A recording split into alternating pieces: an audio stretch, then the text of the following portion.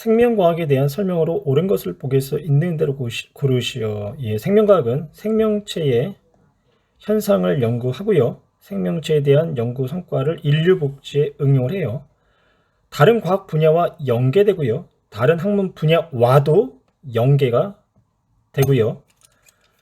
리을 연구 대상으로 개체, 기관, 조직, 세포를 구성하는 분자까지만 다루는 것이 아니라 개체, 개체군, 군집, 생태계에 이르기까지 생명 현상과 관련된 모든 단계가 포함이 되어 있어요.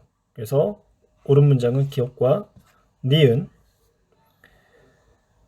생명과학 분야의 연구 대상으로 옳게 설명한 것은 세포와 생물의 계통을 규명한다. 세포학은요, 세포의 구조와 세포에서 일어나는 생명 현상을 연구하는 거고요. 계통을 밝히는 건 우리가 이제 분류학이다라고 얘기를 해요. 분류학이다. 그 다음 2번 유전학, 생물과 환경의 관계. 유전학은 생물의 유전 현상과 형질이 발현되는 원리를 이제 분석하는 학문이 되는 거고요. 이렇게 환경과의 이제 관계를 알아보는 이런 학문은 생태학이라고 해요.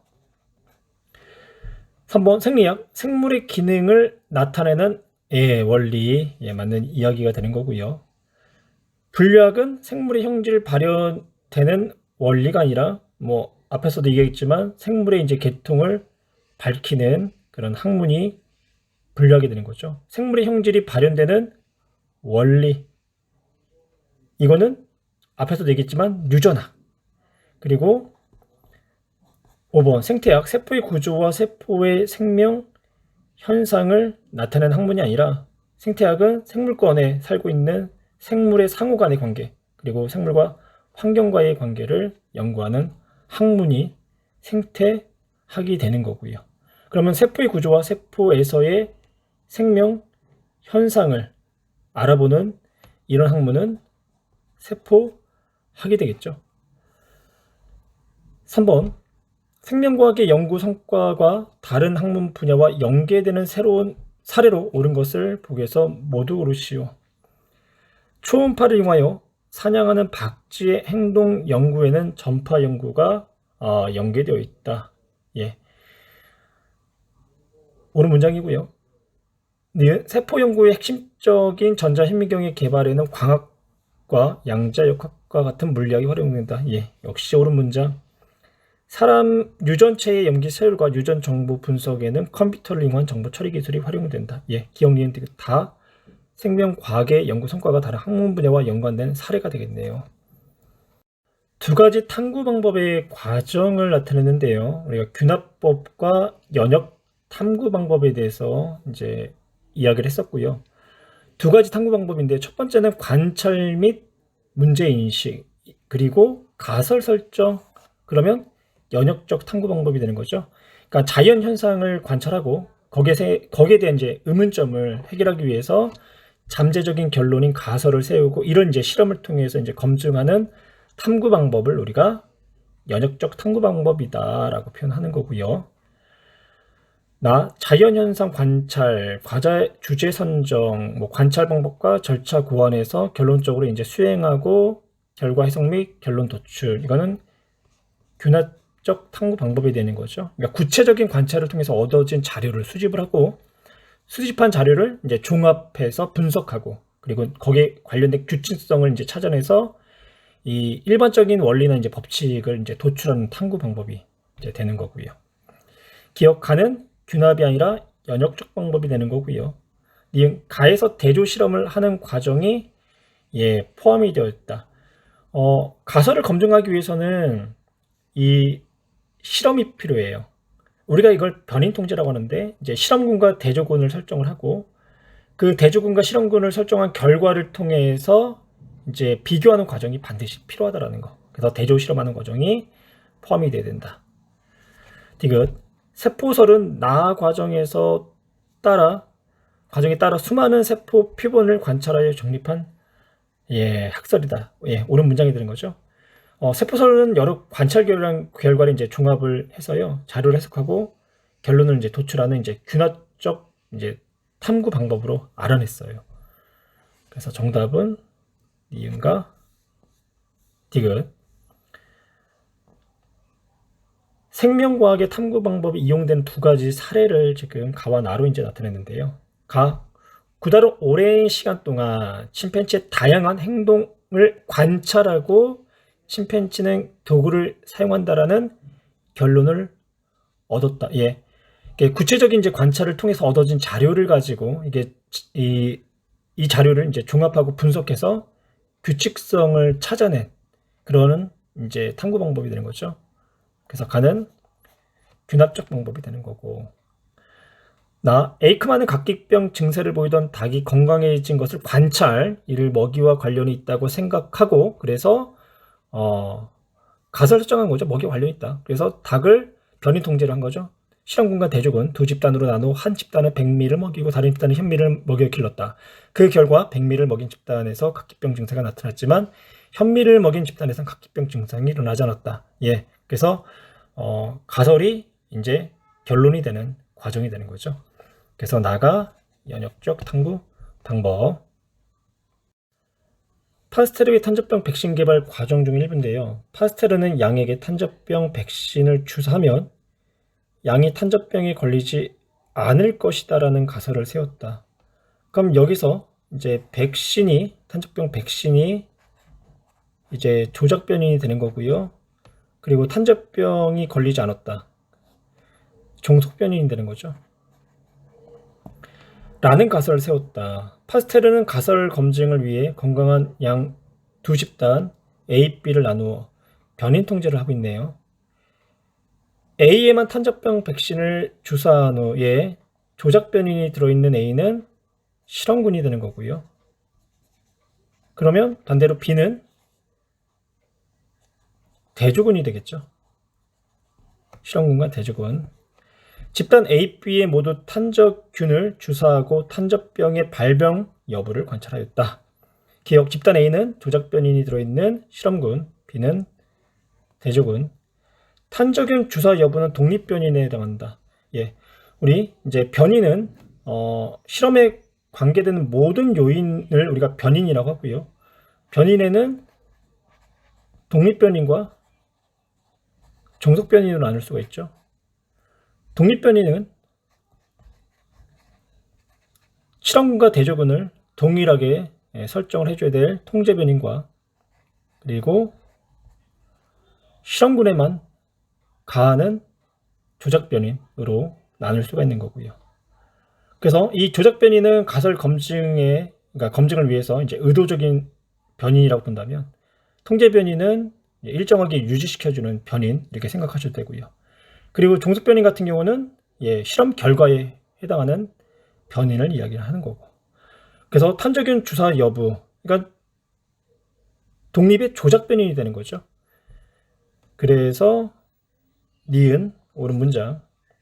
조작 변이는 탄저병의 발병 여부. 탄저병의 발병 여부는 결과가 되는 거죠. 그래서 종속 변인에 해당한다. 정답은 기억과 니은 3번. 다음은 바람이 부는 날 식물의 증산작용이 활발히 일어날 것이다라는 가설을 확인하기 위해서, 그러면 바람이 조작 변인, 그리고 증산작용이 활발히 일어난다. 이게 종속 변인이 되는 거죠. 두 개의 눈금 실린더 A, B에 같은 양의 물을 집어넣고 같은 물의 양, 독립 변인 중 통제 변인이 되겠네요. 그리고 잎이 달린 나뭇가지를 눈금 실린더 A, B에 넣었고요. 눈금 실린더 A, B에 같은 양의 기름, 역시 통제 변인, 떨어뜨린 후 눈금 실린더를 손으로 막는다. 눈금 실린더 A에만 선풍기를 틀어준 후, 그러면 이 선풍기 바람을 불어줬다는 얘기죠. 그러면 조작 변인이 되는 거고 A가 그러면 실험군이 되겠네요. 그러면 자연스럽게 B는 통제가 아니라 이제 대조군이 되는 거고, B는 대조군, A는 실험군. 일정한 시간이 지나면 두 눈금 실린더의 물의 높이를 측정한다. 이 가설이 맞았다라고 한다면요. A에서의 눈금 실린더의 이제 눈금이 더 많이 감소하겠네요. 이 실험 설계 보완점으로 옳은 것을 뭐 보기에 써 있는 대로 고르시오라고 하고 있는데요. 나에서 잎의 크기가 비슷하고 개수가 같은 나뭇가지를 사용을 해야 되겠죠. 그래서 이제 통제 변인 안에 들어가기 때문에 맞아요. 지금 그림상에서는 좀 다르죠. 그림이 나뭇가지의 개수도 다르고. 라에서 두 눈금 실린더는 온도와 습기가 같은 곳에서 둬야 되겠죠. 습도가 낮은 곳에서는 증발이 잘 되기 때문에 또 증산작용이 잘 일어나기 때문에 동일한 조건을 맞춰줘야 돼요. 온도도 역시 마찬가지고. 그래서 니은 온도하고 습기 통제 변인 통제를 해줘야 되고요. 디귿 실험 장치의 수를 여러 개로 늘려 같은 실험을 한 후에 평균값을 이게 신뢰도를 높이는 방법이 되는 거죠. 그래서 디귿도 옳은 문장. 그래서 정답은 기억니은 디귿. 세균 A가 우유를 상하게 하는지 알아보는 이제 실험 탐구 과정을 순서 없이 나타냈는데요. A는 우유를 상하게 한다. 세균 A는 상하게 한다. 결론이죠, 결론. 세균 A를 넣은 우유는 상하였고 세균 A를 넣지 않은 우유는 아무런 변화가 없었다. 나는 뭔가요? 결과가 되는 거죠. 세균 A가 우유를 상하게 했을 것이라고 가정하였다. 가설 설정이 되겠네요. 상한 우유에서 세균 A가 많이 발견된 것을 보고 왜 그럴까 의문을 가졌다. 이거는 관찰하고 그리고 문제를 이제 인식한 거죠. 멸균한 우유 2병을 준비하고 한 병에는 세균 A를 넣은 후 2병 모두 적당한 온도를 유지하였다. 대주군과 실험군, 탐구, 설계 및 수행 단계가 되겠네요. 설계, 수행 및 수행.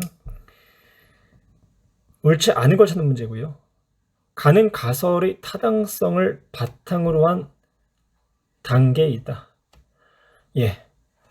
가는 이제 결론 도출한 단계, 즉 가설의 타당성을 판단하는 단계가 되는 거죠. 다는 실험을 통해 검증하려는 것이다. 가설 설정 단계. 그러니까 가설은 이제 실험을 통해 검증하려는 이제 의문에 대한 이제 잠재적인 이제 답이라고 볼 수가 있는 거고요. 그래서 2번도 옳은 문장. 3. 마에서 세균의 유무는 조작 변인에 해당한다. 실험군에서의 이제 인위적인 변화가 이제 조작 변인이잖아요. 그래서 3번도 옳은 문장. 4. 마에서 멸균하지 않은 우유를 사용해도 결과는 같다.